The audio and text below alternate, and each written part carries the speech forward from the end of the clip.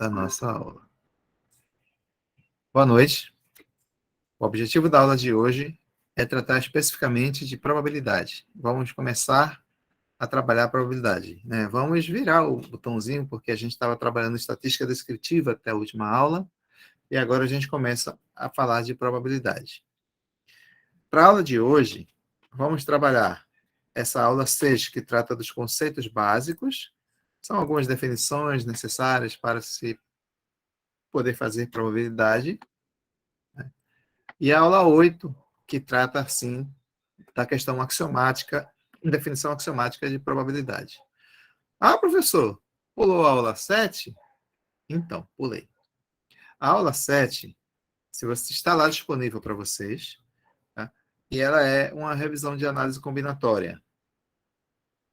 Eu optei por não fazer essa revisão de análise combinatória por um motivo muito simples, né? Primeiro, que ela não é objeto de nossos conteúdos, né? A revisão de análise combinatória é uma parte de conceito que é de lógica, por exemplo, tem a ver com lógica. Mas essa revisão de análise combinatória, o objetivo dela era que você utilizasse essa ferramenta de análise combinatória em probabilidade. Porém, eu vou mostrar aqui que probabilidade você pode fazer sem a necessidade de ficar fazendo análise combinatória. Né? Qual é a ideia? Probabilidade, trabalhar a probabilidade é uma mistura de teoria do conjunto, né, e a análise combinatória, basicamente. Não necessariamente a análise combinatória por aquelas análises que vocês conhecem, combinação, arranjo, permutação, mas teoria de contagem. Porque o que você precisa para trabalhar conceitos de probabilidade é contar e também trabalhar dentro dos conjuntos. Basicamente, você terá conjuntos e terá que contar os elementos do conjunto. Né? Então, a contagem, a teoria de contagem, ela pode ser substituída, tá certo? Ela pode ser substituída por, é, pelo método aditivo e o método multiplicativo. Tá? E é isso que a gente vai trabalhar, os métodos de contagem, né? Aditivo e multiplicativo. Então, trabalhando esse tipo de método, você não precisa fazer a análise combinatória com as combinações e os arranjos. Você vai ver que o arranjo ou a combinação é exatamente a contagem feita através do método aditivo ou multiplicativo. Então, vamos lá. O que é que a gente precisa de conceito básico para poder trabalhar a probabilidade? Né? Eu sei de probabilidade porque eu escuto muita gente falar. Né? Olha só, a probabilidade de você acertar na loteria é muito pequena. A chance, né? Muita gente fala assim, chance, mas está associando a probabilidade, né? É muito baixa. Né? Hoje em dia é muito comum, né? Vocês, inclusive, eu imagino que alguns de vocês aqui, né? Façam aposta nesses sites, né? Dos bets. Né? Bet é aposta em inglês. Né? O que mais tem por aí é bet. Né? E cada vez mais tem mais propaganda em bet. Então, o que esses bets trabalham por trás dos... Esqueci o nome, como é que fala? Odd, né? Odd. Eu não sei o que significa odd. Eu ouço, odd é tal. Né? Tem um determinado jogo, o time A, né? A vitória para o time A tem uma odd tal, a vitória do time B tem uma outra odd. Né? Com base em que, né, eles calculam essa odd? Com base na teoria de probabilidade. Sabendo qual é a probabilidade de tal coisa acontecer, tá certo? É que vai o preço do valor do prêmio, né, de retorno. Por exemplo, né, eu não vou falar desses sites de apostas, mas eu vou falar de umas apostas mais conhecidas, né, que são as loterias. Né? A gente tem uma loteria, que é a Mega Sena, por exemplo, né? Eu já mostrei para vocês como é feita a amostragem do sorteio, né? O sorteio é uma amostragem. E, e atrás do bilhete, né? Você pode ler que fala, ó, a probabilidade de você acertar os 6 números é tal, os 5 números é outra, 4 números é outra, né? O que é a probabilidade? A probabilidade é uma razão, né? É um coeficiente, um quociente. E nessa razão, tá? O numerador é sempre menor que o denominador, de modo que é sempre menor que 1. Probabilidade 1, a probabilidade que é certeza que vai acontecer. Mas isso não vai acontecer nas apostas, porque a casa de apostas tem o lucro dela com os apostadores, né? Então, a Mega Sena, por exemplo, né? Se você for olhar atrás do bilhete, você vai ver que a probabilidade de acerto jogando 6 dezenas é 1 em 60 milhões, né? 60 é alguma coisa, né? Significa que você tem que jogar 60 milhões de bilhetes, né? Ou fazer 60 milhões de apostas diferentes para te garantir que você vai acertar na Mega Sena, né? E olha que isso é uma dica, tá? A Mega Sena, esses dias, estava a 130 milhões, né? Levando em consideração que você pode fazer 60 milhões de apostas e certeza que você vai acertar, né? Você poderia apostar 60 milhões, certo? Errado, porque o valor da aposta é R$ 4,50. Se você jogasse 60 milhões, você estaria pagando isso vezes 4, o que vai dar aproximadamente 250 milhões. Então, para ganhar 130 milhões, você estaria gastando 230 milhões, que para nós não é uma coisa razoável de se fazer. Mas a verdade é que é mais fácil acertar na quadra e na quina fazendo aquela aposta. Mais na quadra do que na quina, né? E os prêmios necessariamente acabam sendo menores, né? Porque acaba sendo distribuído por mais pessoas, tem todo um cálculo também, né? A mesma coisa acontece com essas apostas aí dos bets, né? Notoriamente, quando se tem um confronto onde historicamente um time, né, tem obtido resultados melhores que o outro time, a aposta no outro time, né, vai te dar um retorno maior se esse outro time ganhar. Olha só, vamos supor aí um time A e um time B. A odd para o time B está 60 para 1. Significa que se você apostar R$ 1, você ganha 60, caso esse time vença, né? E a odd do outro está 1,03, né? Significa que você não vai ganhar necessariamente alguma coisa. Mas o que está por trás disso aí, e também das loterias, Mega Sena, etc. e tal, são puramente probabilidades. Então, cálculos de probabilidade, conhecimento de cálculo de probabilidade adequado, pode te levar a ser uma casa de apostas. E você pode muito bem, né, criar um aplicativo de apostas, né, colocando dentro desse aplicativo conceitos de probabilidade, e esses conceitos vão te levar, né, a mostrar qual é a aposta que é melhor, né, o modo de fazer a aposta que é melhor para a própria casa. Bom, então, é, são exemplos, né, são alguns exemplos dessas possibilidades que são trabalhadas com probabilidade. Em geral, tudo que envolve aposta está dentro da teoria da probabilidade. Existe uma coisa em probabilidade que chama simulação de Monte Carlo. Todo mundo sabe que Monte Carlo é a capital dos jogos de aposta, né? Então, esse tipo de simulação ele é feito justamente porque lá em Monte Carlo, né, as casas de apostas trabalham com esse tipo de simulação, né? Não são casas de apostas, na verdade, são cassinos, né? Os cassinos de Monte Carlo trabalham com esse tipo de simulação. Então, a simulação ganhou esse nome por conta disso. Você pode pesquisar, certo? Pode procurar em livros, até na internet talvez tenha alguma coisa, né? Simulação de Monte Carlo. Tá? E aí você vai ver que é alguma coisa que envolve probabilidade. Mas vamos lá. Temos que fazer alguns conceitos iniciais, né? A gente sabe que a probabilidade vai dar tudo isso de retorno, mas o que é que a gente vai ter? Para trabalhar a probabilidade, a gente precisa conhecer o experimento aleatório, que leva ao espaço amostral, que leva ao evento aleatório. Então vamos lá. O que é o experimento aleatório?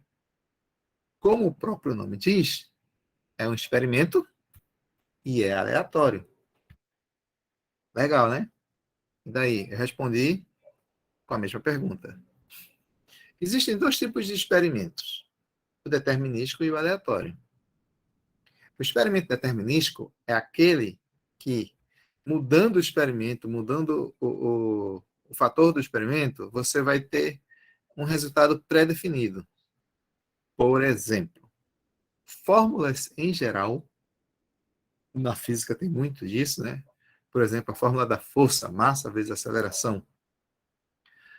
Né? Essa fórmula é fixa. Tá? Independente do valor que você coloque na força, no valor que você coloque na aceleração, na massa, perdão. Força é massa vezes na massa e na aceleração da massa, né? O resultado vai ser sempre a força, que é o produto dos dois. Isso é determinístico. Agora, aleatório é o tipo de experimento que você faz uma vez, dá um resultado. Aí você repete do mesmo jeito, vai dar outro completamente diferente. Pode dar o mesmo, mas pode dar outro completamente diferente. Aí é que está a aleatoriedade. Um exemplo muito bom, básico e fácil de entender, né, é o lançamento de dado. Se você joga um dado, o dado tem 6 faces, né? De 1 a 6. Se você joga um dado, né, ele vai cair com uma das faces voltada para cima, uma das 6. Se você joga o dado de novo, ele pode cair com qualquer uma das outras faces, ou a mesma face. Então, você não tem como prever o que vai acontecer. É aí que está a aleatoriedade. Tá? Qualquer tipo de sorteio, e aí vem o sorteio da Mega Sena, tá? O sorteio de loterias em geral, tá? É um experimento aleatório. Né? Qualquer jogos de cassino, né, são baseados em experimentos aleatórios também. Né? Então, a probabilidade de acontecer as coisas dentro do experimento vai depender do teu experimento. Vamos colocar o exemplo do dado. E aí eu vou começar a escrever aqui. Tá? Experimento aleatório.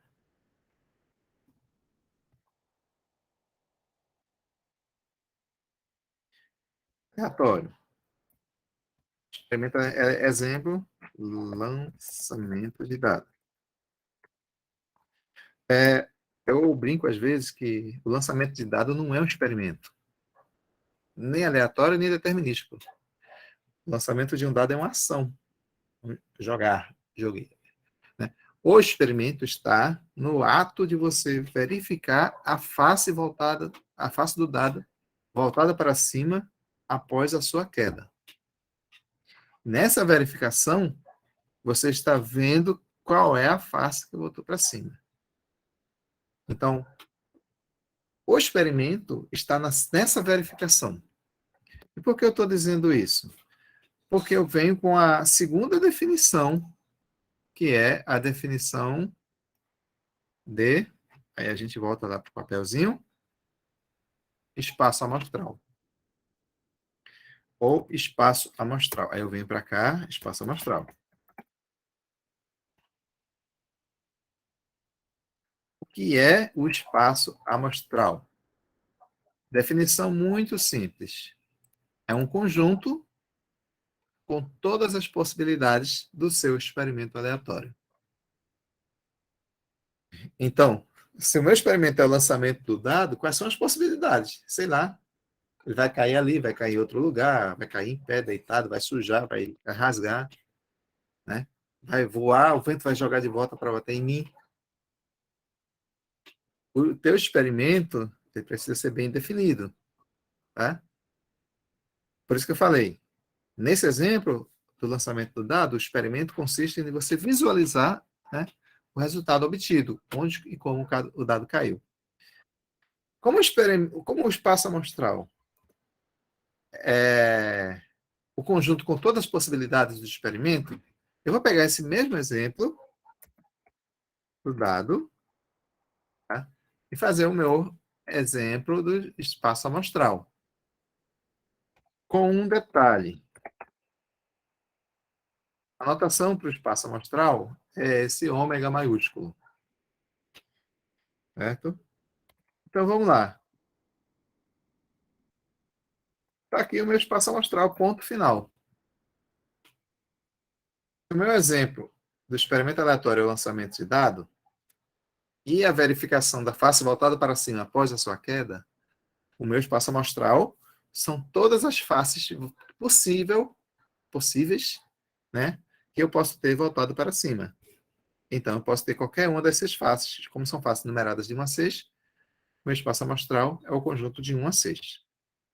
Perfeito. Né? Qual é o espaço amostral do sorteio da Mega Sena? São 60 números. Né? No meu sorteio, eu tenho que sortear, vai aparecer um dos 60 números.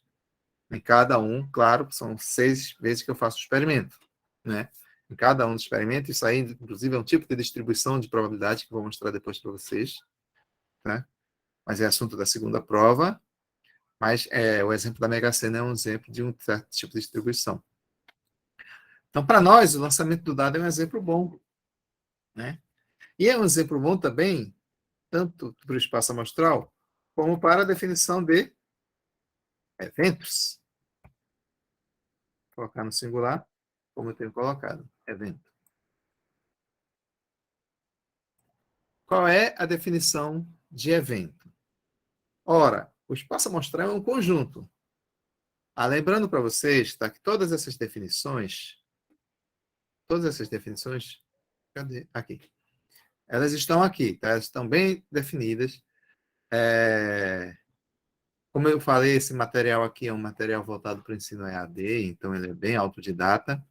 Então ele faz uma conversa com o aluno, né? Ele traz as ideias, ele tenta forçar o aluno a querer entender as coisas. Então é interessante, tá certo? Verificar, fazer essa leitura, tá certo? E ele começa dando alguns exemplos, até que ele chega a fazer definições, tá? Aqui tem definição do experimento aleatório, tem a definição do espaço amostral, tá? Que ele é um conjunto, e, consequentemente, um evento, que é um nome abreviado de evento aleatório, e naturalmente é evento aleatório porque vem do experimento aleatório, né? Nada mais é do que subconjuntos do meu espaço amostral. Então, voltando para cá, meu evento vai ser um subconjunto do espaço amostral. Aí pergunto eu a você, sabendo que o meu espaço amostral é esse conjunto aqui, quantos eventos eu posso ter desse espaço amostral? Quantos eventos? Né? Eu vou fazer uma pergunta antes de colocar os exemplos. Né? A pergunta é: quantos eventos? Melhor eu preciso que seja Ctrl+C.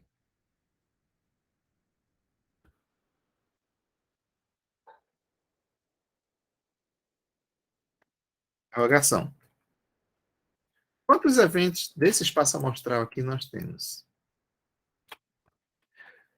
Como o evento é um subconjunto de um conjunto, o número de eventos é o número de subconjuntos de um determinado conjunto.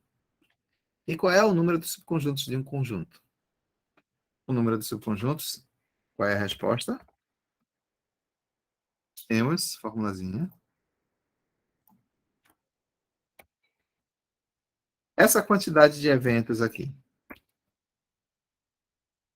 2 elevado a 6. Eu sei quanto é isso? É só fazer uma conta. Aliás, é fácil, não precisa nem fazer conta, né? Sim, 64. 64, potência de 2 é fácil. Então, eu tenho 64. Olhando aqui para esse conjunto, você consegue ver os 64 eventos? Não dá para ver todos, naturalmente. Mas a gente pode citar alguns.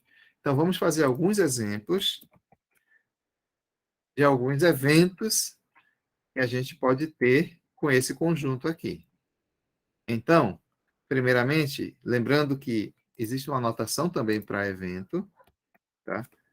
Essas são letras maiúsculas, a partir de A, preferencialmente, certo? Acabei de fazer um evento aqui, estou fazendo um segundo.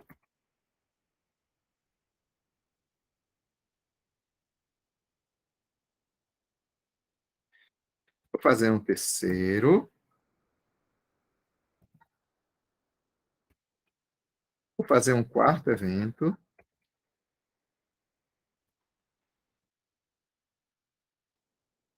Vou fazer um quinto evento.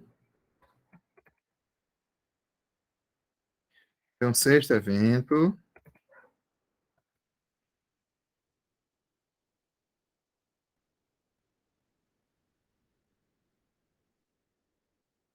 Um oitavo evento. Sétimo evento. Sétimo evento.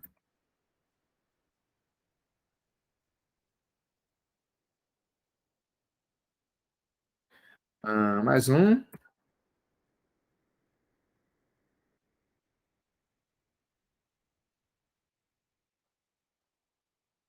Enfim.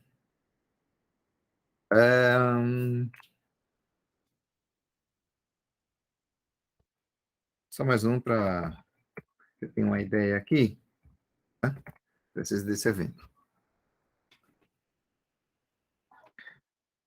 Eu fiz vários eventos aqui. Tá? Eu comecei com A, números pares. Deixa eu abrir isso aqui que eu acho que fica melhor.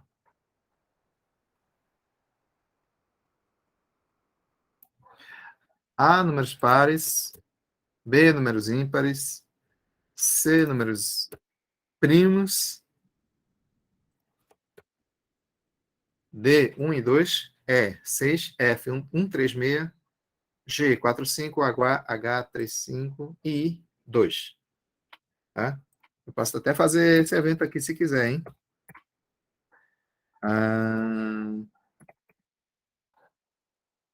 O vazio não vem. Serve esse.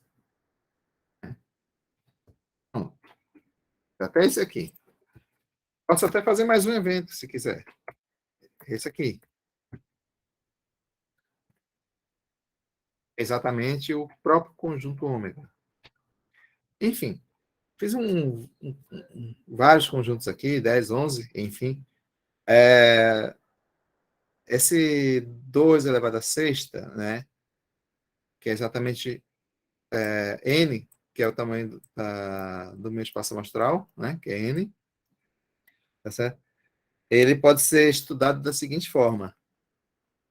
Cada um desse elemento, ele está ou não está no meu evento.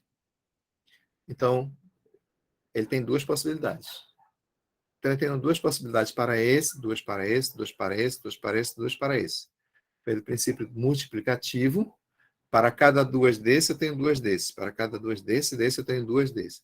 Então, o princípio multiplicativo vai me levar exatamente ao produto de 2, 6 vezes. Por isso, 2 elevado a 6 igual a 64. Tá? Então, por exemplo, nesse evento aqui, 1, 3, 6, né? O 1 está, o 2 não está, o 3 está, o 4 não está, o 5 não está, o 6 está. É aquele da possibilidade de estar e não estar. E é assim para todos. Né? Pares e ímpares já conhecemos. Os primos, né? Definição, 1 não é primo, tá? No caso aqui apenas 2, 3 e 5. Com isso, com a definição de eventos, não é? E que eventos são subconjuntos, são conjuntos naturalmente, né? Vale toda a teoria do conjunto. Tudo. E é justamente isso de que se trata aqui, depois que fala sobre os eventos, né? Operação com evento aleatório. E aí eu venho com interseção, né? A gente conhece interseção. Então, por exemplo, dentre esses eventos aqui, eu tenho eventos com elementos comuns. Por exemplo, o conjunto dos números pares tem elemento comum com o conjunto dos números primos. Né? Detalhe, esses pares aqui são os pares desse conjunto, tá? São subconjuntos desse conjunto. Então, só pode ser os pares aqui. Na ocasião, 2, 4 e 6. Os ímpares, 1, 3 e 5. Os primos, 2, 3 e 5. Então, esse conjunto A e esse conjunto C, ele tem elemento comum. Quais são ou qual é o elemento comum? É o número 2, porque 2 é par e 2 também é primo, né? Dentro desse conjunto. Né? Esse conjunto 1 e 2 tem interseção com B, né? E com A, porque, naturalmente, tem números pares e ímpares aqui. Esse D tem interseção com F. Esse E, ou E, tem interseção com F, né? Que é justamente o 6. Né? O I tem interseção com os pares, com o D. Mas, tudo bem, saber o que é interseção é saber que tem elementos em comum. Mas existe uma definição que tem a ver com a interseção de eventos, que são os eventos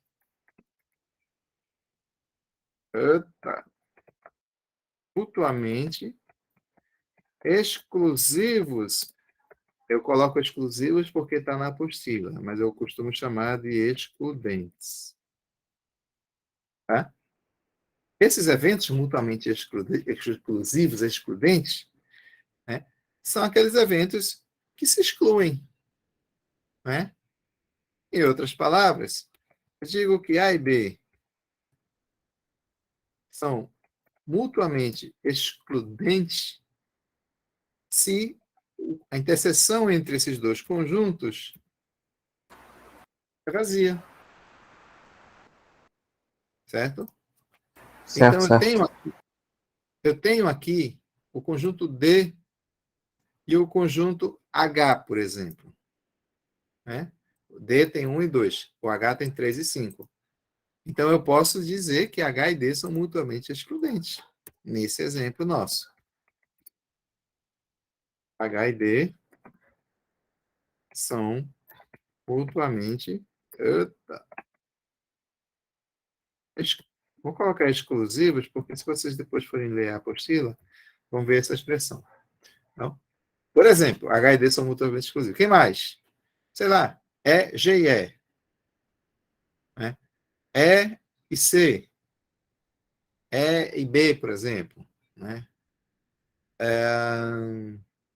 O conjunto J, que é o conjunto vazio, ele é mutuamente excludente com todos os conjuntos. Né? Porque a interseção entre qualquer valor, qualquer conjunto, e o vazio vai dar o vazio. Tá certo? Então, essa é a definição de mutuamente excludente, com base na interseção entre eventos. Né? Que nada mais é verificar quem são os elementos que estão aqui em comum. Aí tem vários exemplos, tal. E aí vem justamente a definição de exclusão, que eu acabei de falar para vocês. Quando são mutuamente exclusivos, está aqui A e B. Justamente quando a interseção é vazia. Então, está aqui, os dois estão aqui. Estão de mal, estão brigados, né? Não se encontram. Tá? Tem a definição de união entre eventos. E aí é interessante saber a definição de união, porque existe a operação na união, né, de contar o número de elementos da união de dois conjuntos. A gente vai ver isso daqui a pouco. Mas a união, como a gente sabe, não é a contagem dos conjuntos, dos elementos dos dois conjuntos. Tá certo? E aí a gente torna com essa situação aqui. O evento complementar é o evento que está no meu conjunto universo, que no caso é meu espaço amostral, e não é o meu evento. Então vamos ver aqui. Abri o negócio errado. Aqui. Vamos ver aqui eventos complementares. Né? Por exemplo, B é complementar de A? B é complementar de A. Por quê? O conjunto A são os números pares. O conjunto B são os números ímpares. O conjunto B são todos os elementos do meu espaço amostral que não estão no conjunto A. Então, B é o complementar de A. Então, eu tenho aqui, né, eu estava fazendo a corzinha da definição, né? Vou fazer aqui também, foi, eventos complementares. Eventos complementares, né? Eventos complementares. O que é que vai acontecer para eles serem complementares? A B. Ai, cadê a formulazinha? Aqui. B é complemento de A. Formulazinha de novo. A notação de B sendo complemento de A, né, é essa daqui. B igual. Não, formulazinha. B igual a A. Então, o complemento do conjunto A é o A barra, é o A complementar. Se B é o complemento de A, então B é o A barra. Isso quer dizer que, neste caso aqui de A e B, né, está valendo isso muito bem, porque A é par e B é ímpar. Né? E tem algum outro conjunto que eu olhe assim e diga, são complementares? Aqui? Bom, olha só que interessante. O conjunto F, 1, 3 e 6. Né? O conjunto I, 2. E o conjunto G, 4 e 5. Você percebe que eu consigo fazer com que 1, 3, 6, 4, 5 e 2, né, forme exatamente o meu espaço amostral. Esses três aqui, né, são complementares de alguma forma. Eu tenho um nome para isso. Oh, caramba, eu tenho que voltar aqui. Eu tenho um nome para isso. Não está aqui na diferença. Está aqui em partição. O que é uma partição do espaço amostral? É eu pegar o meu espaço amostral, e aí eu adoro essa parte. O Jamboard funciona, a minha coordenação motora vem a 1000. Né? Vamos supor que esse retângulo aqui seja o meu espaço amostral, ômega. E quando eu pego dois eventos assim, ó, igual eu tinha ali A e B, né? Eu tenho que A e B são complementares, ok. Um complementa o outro. Né? Mas, se eu tiver mais, aqui, ó, 2, 3, 4, 5, por exemplo. Isso aqui é uma partição. Eu parti o meu espaço amostral em vários pedaços. Né? No caso ali do exemplo, eu estou partindo em 3 pedaços. Né? Agora eu volto para o meu exemplo que está aqui.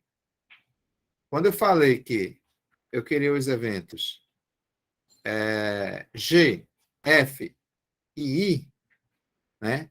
Eu diria, olha só, eles complementam o meu espaço amostral. Então, GFI é uma partição do meu espaço amostral.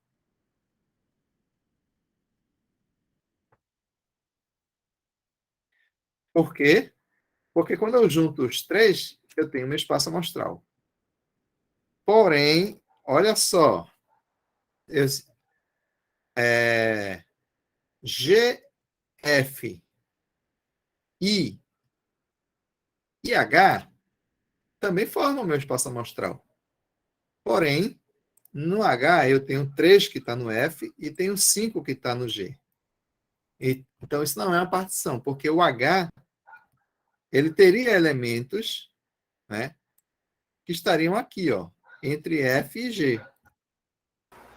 Professor, eu posso dizer que não é uma partição, porque um dos conjuntos, dos subconjuntos tem uma interseção entre eles? Exatamente. Que é Tá. exatamente essa conclusão que eu quero chegar agora. O conjunto H, ele está aqui. Ele tem elementos de F, tem elemento de G. Então, o H, ele não faz parte da partição.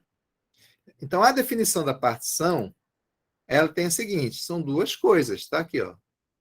Duas proposições. Os conjuntos são disjuntos, e esse ponto aí que você colocou, ou seja, a interseção entre eles, quaisquer deles, é vazia, e a união de todos eles vai dar o espaço amostral. Então, até agora, a gente estava olhando só para a união. Mas quando a gente percebeu isso aqui, a gente viu que com a interseção não dá certo. Então, a interseção também não é. A interseção também é vazia.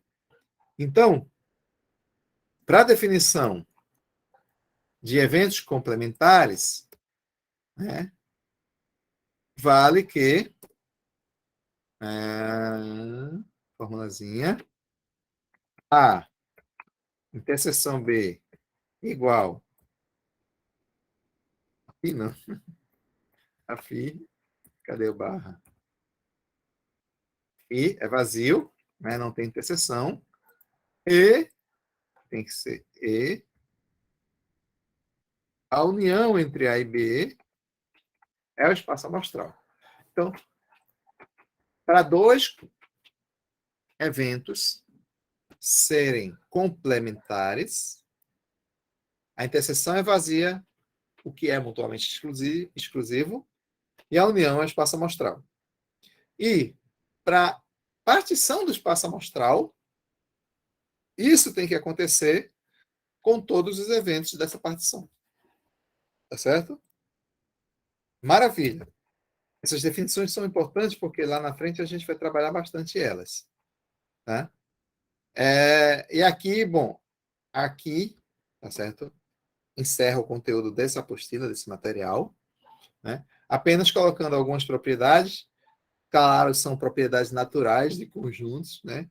Se eu tiver um evento e fizer interseção com um conjunto vazio, é natural que vai dar vazio, né?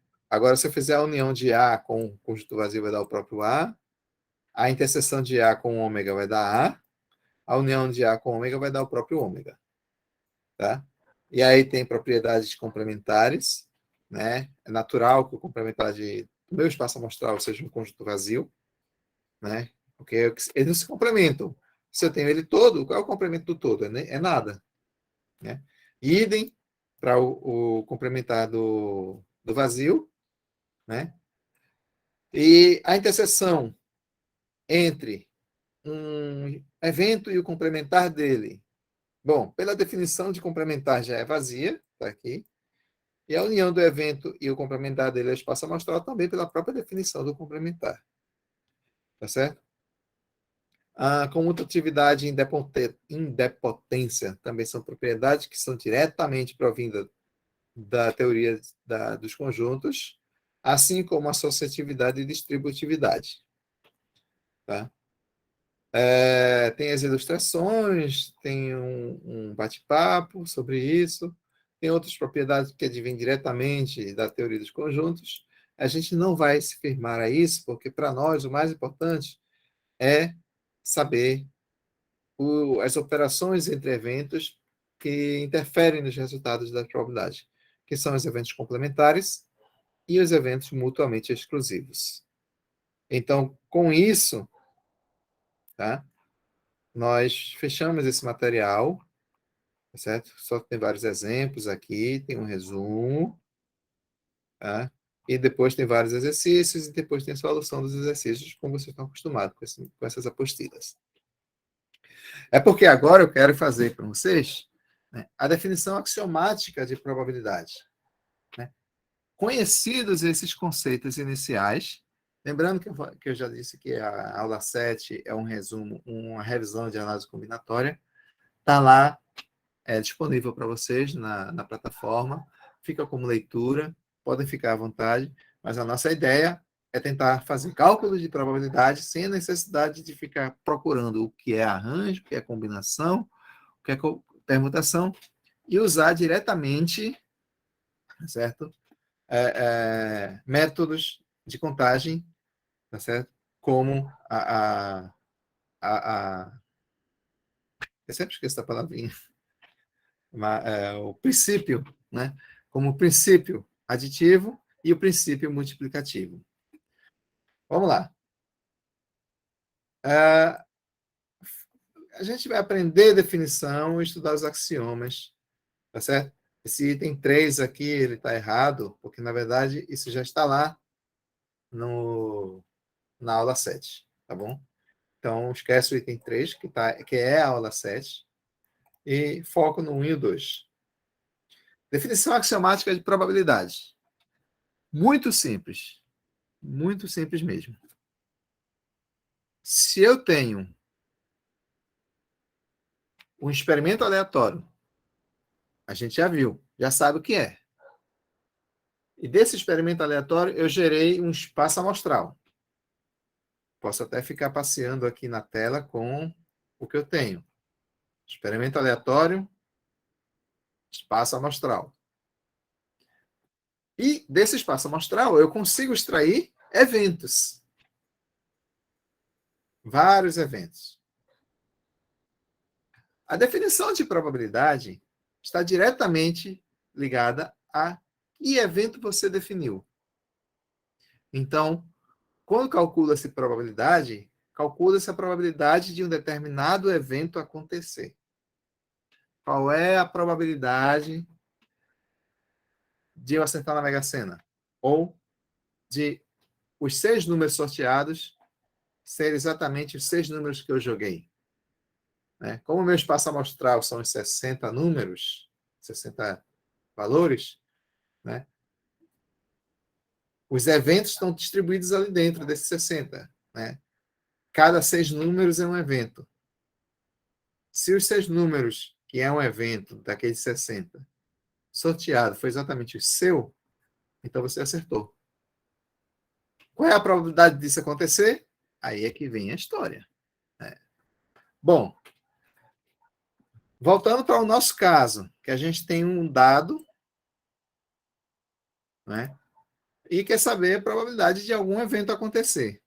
Por exemplo, eu quero o evento I é um único valor, né? Que eu acho que é o ideal para a gente começar a trabalhar a definição de probabilidade.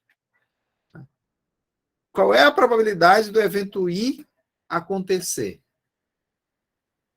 O evento I é o número 2. É a mesma coisa de eu perguntar qual é a probabilidade de eu jogar o dado e sair a face 2 voltada para cima. Bom, isso é fácil de responder. Nesse exemplo, que é um evento simples, é um exemplo simples. Se eu tenho um dado com 6 faces, e apenas uma delas é a face 2, a probabilidade é 1 em 6. Né? Então, essa aqui é a definição axiomática de probabilidade. Colocando aqui, ó.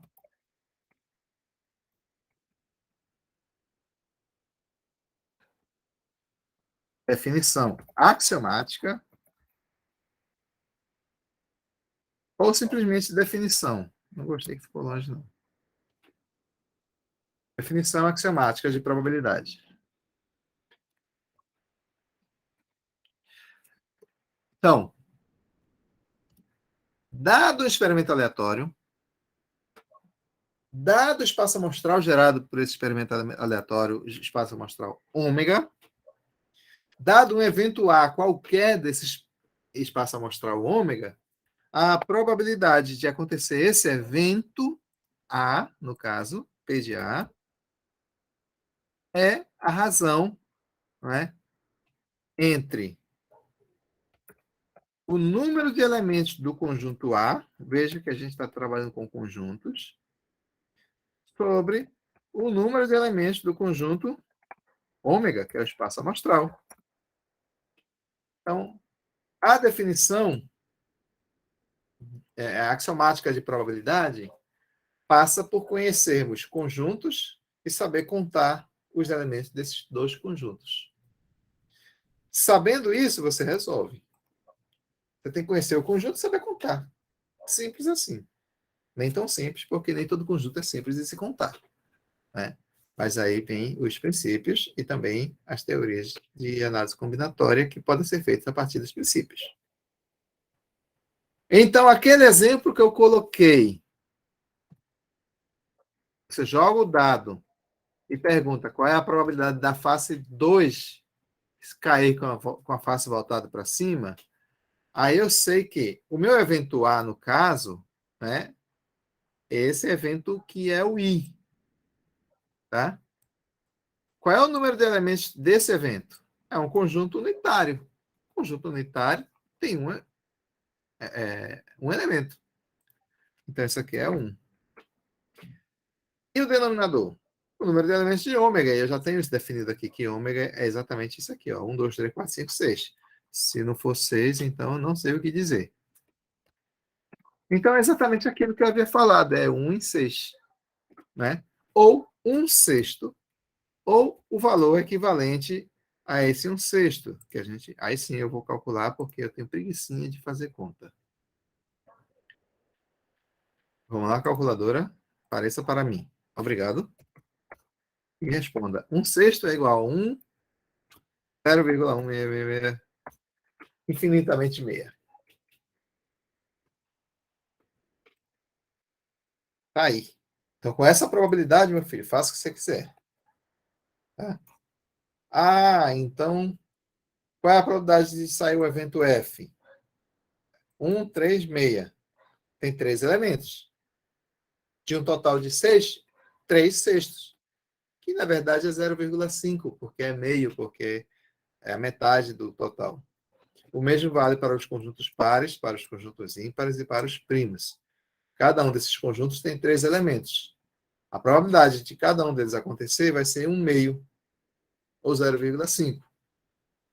Porque eu tenho 3 elementos de um conjunto de um total de 6. Tá?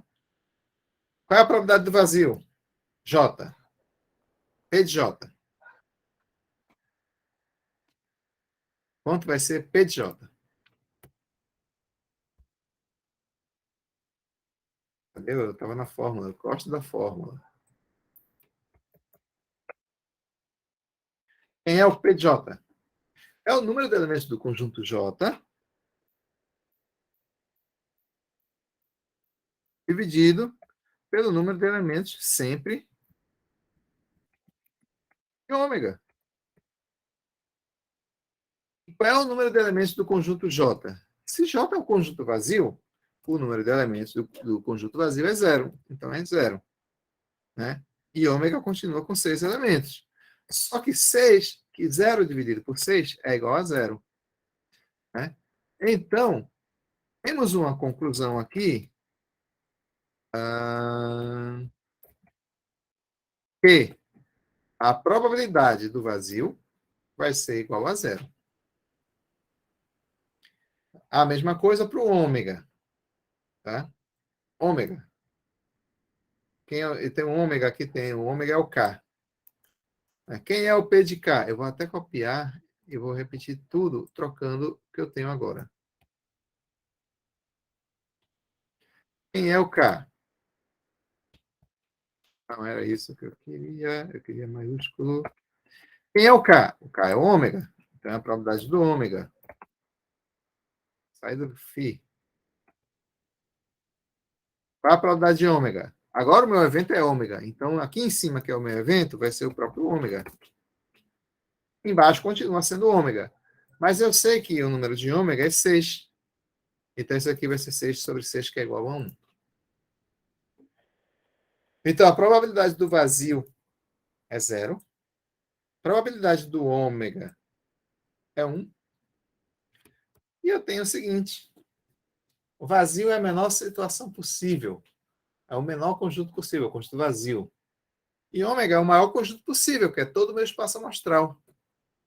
Isso quer dizer que, independente da probabilidade que eu calcule, independente da probabilidade, Isso aqui sempre vai acontecer. Qualquer probabilidade vai ser um valor entre 0 e 1. Que aqui eu estou com a pior situação, que é o ômega, que é o conjunto vazio. E aqui estou com a melhor situação, que é o ômega. Então, a probabilidade é um valor entre 0 e 1. Se alguém disser para você que a probabilidade é 5, essa pessoa está errada, porque não existe probabilidade de 5. E aí eu vou abrir meu coração para vocês, porque eu usei um determinado serviço, né, de alguma empresa e ela me retornou com a... Agora eles têm isso, né? Eles retornam com um questionário para você dizer se foi bem atendido, mal atendido, tal. Isso aí tudo gera dado estatístico também, que eu falei logo no início. Mas eu recebi a seguinte pergunta: qual é a probabilidade de você indicar os nossos serviços? E as opções estavam lá: 0, 1, 2, 3, 4, 5. Sendo 0 o menor possível e 5 o maior possível. Né? Eles colocaram lá. Mas probabilidade é um valor entre 0 e 1. Então, a probabilidade máxima é 1. Então, você não pode colocar 5. Na verdade, é isso, era de 0 a 5. Né? Então, eu respondi. A probabilidade é 1. Porque, de forma correta, né, é a melhor probabilidade possível. Né? Não é 100% de chance de eu indicar o serviço. Imediatamente, quando eu respondi 1, dado que as opções eram de 0 a 5, eles abriram uma nova pergunta, né, perguntando o motivo. Claro, se você diz que está tudo certo, para eles está ok, tchau. Mas se você diz que alguma coisa está errada, eles já querem que você justifique. E eles mandaram. Qual a justificativa para você colocar um valor tão baixo, né? Assim, que para mim já estava alto demais, que era 1. Aí eu fiz a justificativa com relação aos axiomas de probabilidade. São coisas que, como probabilista ou estatístico, a gente não pode cometer determinados erros. Tem vários outros tipos de erros que estatisticamente são utilizados como estatística, mas não são exatamente estatística. O estatístico não usa. Tá? E também na probabilidade. Então, essa é uma delas. Então, dizer que a probabilidade é 2, é 90, está errado, porque não existe tal probabilidade. Ela no mínimo é 0 e no máximo é 1, e acabei de mostrar para vocês. E eu nem precisava mostrar, porque isso, na verdade, é um axioma. E axioma não se prova. Porém, existem aqui verificações desses axiomas. Tá? Primeiramente, a definição, né, como eu coloquei aqui, a definição para vocês. O número de elementos, representado aqui por hashtag. Tá? E aqui nomeado de uma forma bem interessante. Número de casos favoráveis ao meu evento A. E número de casos possíveis são todos os casos possíveis, que é justamente o meu espaço amostral. Tá? Uma forma de ler. Só isso. Mas é a mesma coisa. Mas aí vem, ó, propriedades dessa definição clássica que a gente está usando. Propriedades sempre será propriedade. É uma coisa que não se demonstra, que se demonstra é teorema e lema. Isso é uma propriedade. Então, a probabilidade é sempre um número positivo. É sempre maior que 0. A está contido em ômega, isso aí é notório, tá? Relação entre conjuntos, né? É relação de pertinência. Perdão. É a relação de estar contido. Né? Relação de pertinência de elemento e conjunto. O elemento pertence ou não ao conjunto. A relação entre conjuntos é de estar contido. O conjunto está ou não contido em outro. Então, o evento está sempre contido no espaço amostral, isso é fato. Né? E aqui a probabilidade de A é sempre positiva. É sempre maior ou igual a 0. Né? Na verdade, a gente já verificou isso. Porque, como o número de elementos é uma quantidade, né? E toda quantidade é maior ou igual a 0, não existe quantidade negativa, assim como o número de elementos de ômega também é uma quantidade, número de elementos de conjunto. Então, eu estou fazendo uma razão de duas quantidades. Então, vai dar uma quantidade também. Ou pelo menos uma razão entre duas quantidades, não vai dar uma quantidade. Mas vai dar maior ou igual a zero. Porque qualquer quantidade é maior ou igual a zero. Olha aí o que eu acabei de fazer. P de ômega é 1. Isso aqui eu vou explicar já já. Só queria ver aqui. P de vazio é zero. Tem que voltar nas propriedades. Tá? Porque a consequência desse P de A maior ou igual a zero e P de ômega ser igual a 1 é que isso aqui vai acontecer. Tem a segunda propriedade, que é a probabilidade da união de dois eventos mutuamente exclusivos. Tá? Eu não gosto muito dessa definição, porque eu prefiro essa definição já resolvida. Mas, como ela está aqui, tá certo? Então, a gente põe ela. Terceira propriedade, se A e B são mutuamente exclusivos, a união entre eles vai dar apenas a soma. Isso é fácil, porque mutuamente exclusivo são dois conjuntos que não se tocam, né? E aí, qual é a união desses dois conjuntos? Basta fazer a soma dos elementos de um com os elementos do outro. Tá certo? Então, basicamente é isso. Então, consequentemente, por conta disso, do número de elementos, você tem a probabilidade, que é consequência direta. A outra, que essa aqui já foi, que eu já mostrei para vocês, é essa daqui. É o complementar. A probabilidade do evento complementar é 1 menos a probabilidade de A. Essa propriedade, ela provém diretamente dessa daqui. Por quê? Aí a gente volta para lá. A barra e A são eventos mutuamente exclusivos, né? São complementares. E para ser complementar tem que ser mutuamente exclusivo. Então, quando você tem daquela primeira propriedade, né? Que a probabilidade de A união B é igual a P de A mais P de B, se A e B são mutuamente exclusivos, tá certo? Isso me leva logo a crer o seguinte: se A e B é mutuamente exclusivo, então, cadê?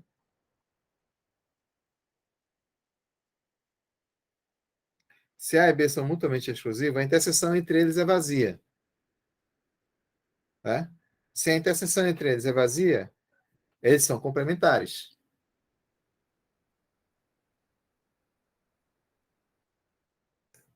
Perdão, não são complementares. Já é outra propriedade. Tá? O que eu quero dizer é o seguinte: quando eu faço a união de dois eventos, deixa eu ir lá para o Jamboard, é mais fácil explicar no Jamboard. Está aqui um conjunto, está aqui o outro conjunto.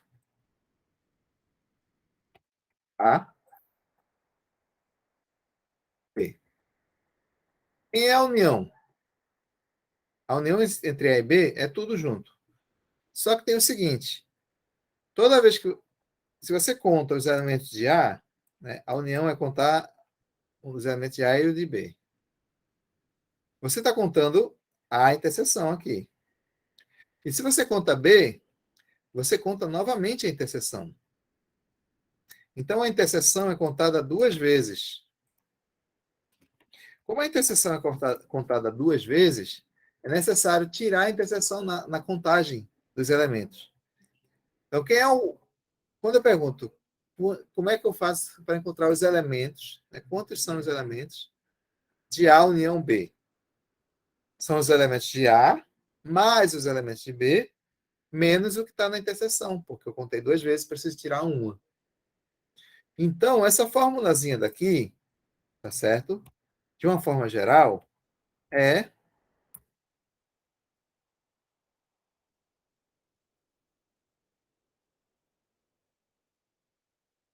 Ah, meu Deus do céu. É essa daqui. Era aí que ficou ruim. Agora ficou melhor. P de A união B, P de A mais P de B menos P de A interseção B, por conta daquela coisa que a gente fez no Jamboard, conta duas vezes. Então, a gente tem que tirar uma. Então, esse menos é uma vez que a gente tirou dali. Mas, se são mutuamente exclusivos, isso daqui é zero. P de A interseção B é zero, a gente já viu. Né? A interseção B é vazio, a probabilidade do vazio é zero. Então, a probabilidade disso aqui é zero, sobra apenas P de A mais B. Então, isso é o que acontece quando são mutuamente exclusivos. Tá?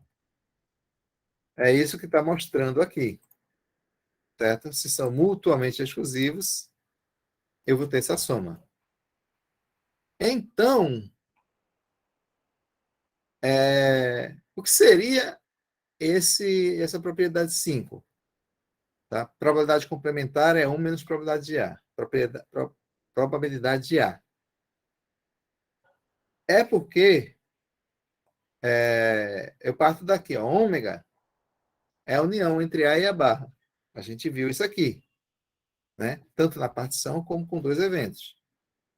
Né? Eu pegar um A e se eu complementar, juntar, fizer a união dos dois, eu tenho ômega. Quem é a probabilidade de ômega? É 1, tá? Probabilidade de ômega é 1. Quem é a probabilidade de A união A barra? Se eles são complementares, automaticamente são mutuamente excludentes. Se são mutuamente excludentes, a probabilidade da união é a soma das probabilidades. Isso quer dizer que a probabilidade de ômega é a soma das probabilidades. É isso que está acontecendo aqui, partindo daqui. Mas P de ômega é 1. Está aqui, 1. Então, 1 vai ser a soma dessas duas. E aí você faz aquela operação matemática que a gente está acostumado, né? E isola esse carinha daqui, de modo que esse aqui vai passar para cá negativo. Ele não passa, mas é uma operação matemática. Vai ser 1 menos P de A. Então, está verificada. Certo? Essa propriedade não é muito utilizada, mas ela também é interessante, vou deixar como leitura. E essa é o que a gente acabou de fazer. A probabilidade da união é a probabilidade de A mais B menos a interseção, porque é contado duas vezes. Tá certo? Essa daqui também é simples, também vou deixar como leitura. E essa daqui, probabilidade de A é menor ou igual a 1, tá certo? Se A está contido em ômega, P de A é menor ou igual que P de ômega, P de ômega é 1, então P de A é menor ou igual que 1. É simples. Aqui. Mas juntando essa 9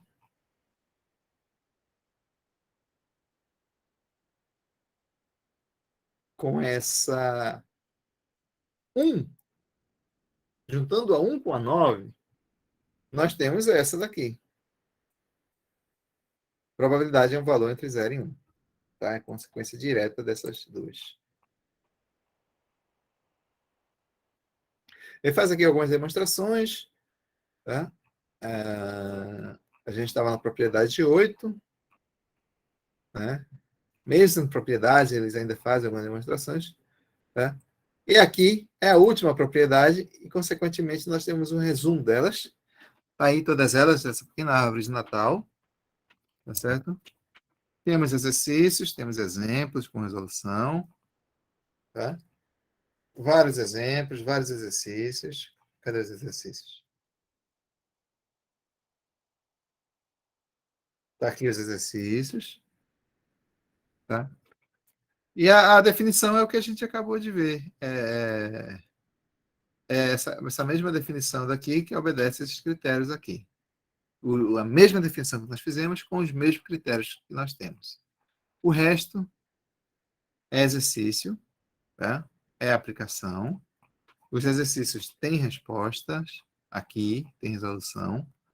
Vocês têm lista de exercícios disponíveis com esses conteúdos também. Tá? Você tem a lista, eu acho que é a lista 3, que é a lista que está junto com a aula de probabilidade, as aulas de probabilidade.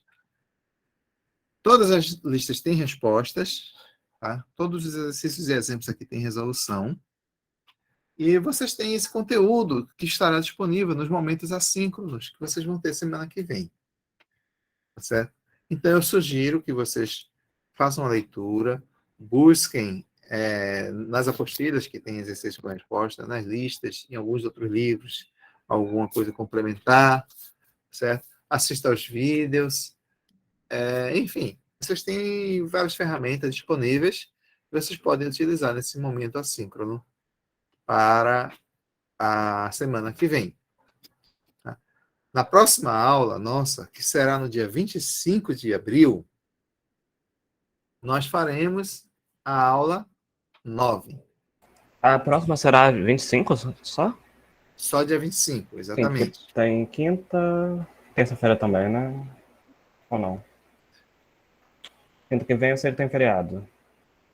Na verdade, os feriados, eles não atingem, né? Assim, não atingem, eu ainda não tenho certeza, porque o governo do estado decretou ponto facultativo dia 14 e dia 20.